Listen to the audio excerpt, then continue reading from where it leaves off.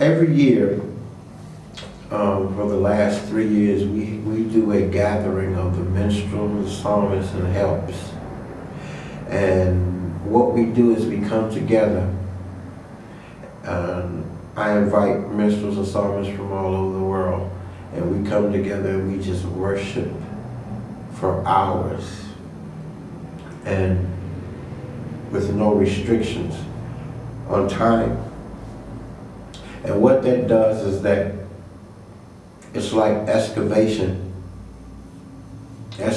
the land. And what we do is we just listen for the heart of God, because a lot of people don't do any training in the area of listening.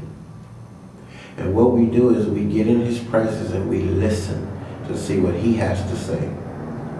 And what tends to happen is when we do that, it creates a synergy where everybody gets their needs met. And what we do is we do extensive training to the minstrels on how to hear, because minstrels need to be taught on the level to where they know how to lead and follow and lead at the same time.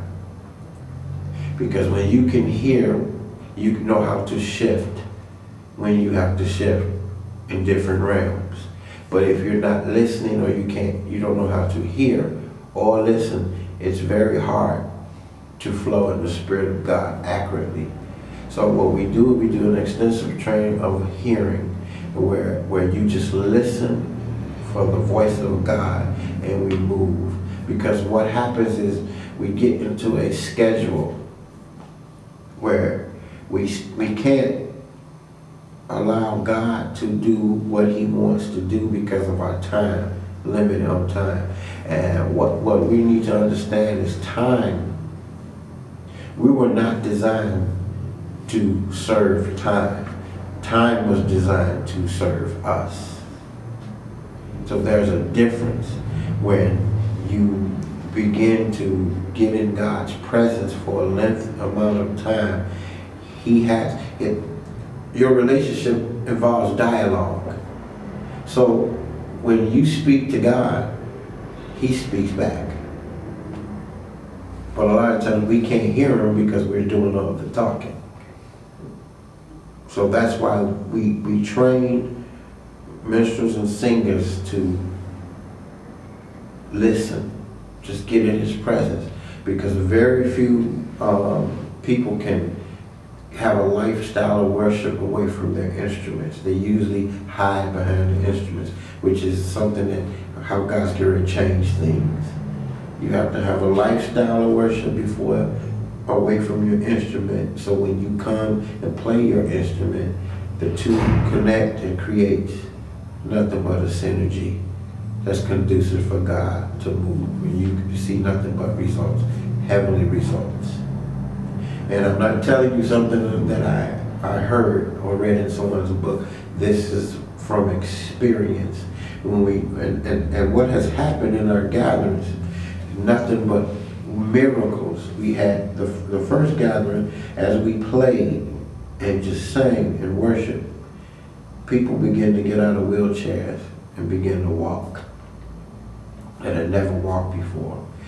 People were getting healed in the midst of the atmosphere for worship. Because what's happening is God is taking the responsibility out of man's hand and putting it back in His. It is not our responsibility that people get a breakthrough. It's only our responsibility to provide an atmosphere conducive for God to move. Because too many times, worship leaders, we take the responsibility of God. It's not our responsibility that people get involved in the worship. It's all we need to do is provide an atmosphere conducive for God to come in and move the way He wants to move. Because for too long we want to direct people. This is the way you do this, and that's not accurate. And God is bringing the responsibility back on Himself, not on us. Because when we understand that, we won't get in error. We won't think that God moved because of us. He moved because he loved us, not because of us or anything we've done. But all our responsibility is to provide an atmosphere conducive for the King of Kings and the Lord of Lords to come in the midst of us.